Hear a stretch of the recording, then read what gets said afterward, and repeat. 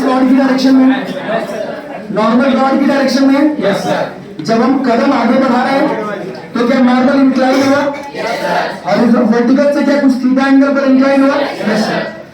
Friction के लिए कौन जिम्मेदार होगा, ये वाला नॉर्मल या नॉर्मल का वर्टिकल कंपोनेंट? नॉर्मल का वर्टिकल कंपोनेंट। ऊपर क्या n cos थीटा है, फ्रिक्शन के आगे लगेगा, अरे लगेगा ना। कौन सा फ्रिक्शन है?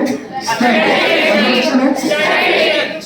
हम कितनी आसानी से सरफेस पर चल पाएंगे ये इस बात पर डिपेंड करेगा कि हमारे पास फ्रिक्शन का स्टॉक कितना ज्यादा है। जितना ज्यादा नॉर्मल रिएक्शन, क्या फ्रिक्शन का स्टॉक उतना ज्यादा होगा। तो जब हम नॉर्मली वॉक करते हैं तो हमारे स्टेप्स थोड़े बड़े होते हैं, लेकिन अगर आप किसी स्लिपरी सरफेस पर वॉक करोगे तो आपको छोटे स्टेप्स रखने पड़ेंगे। क्यों? क्योंकि जब आप आगे जाओगे तो देखो नॉर्मल यहाँ है, पहले के कंपैरिजन में नॉर्मल वर्टिकल से छोटा एंगल बना रहे, तो इधर क्या है n cos थीटा। थीटा जितना छोटा होगा क्या नॉर्मल उतना बड़ा होगा।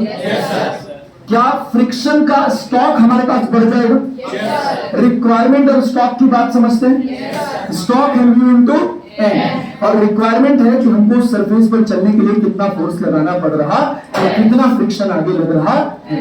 तो जितना ज्यादा स्टॉक होगा हम उतनी आसानी से चल पाएंगे। अब स्लिपरी सरफेस है, क्या फ्रिक्शन जो स्टैटिक फ्रिक्शन आएगा स्लिपरी सरफेस पर उसकी वैल्यू कम हो जाएगी, और आप बड़ा अगर कदम निकालोगे तो क्या नॉर्मल उधर जा रहा है, अरे जा रहा है। अब नॉर्मल क्या छोटा हो गया, क्या स्टॉक आपका कम हो गया, क्या स्लिप करने के चांसेस ज्यादा है।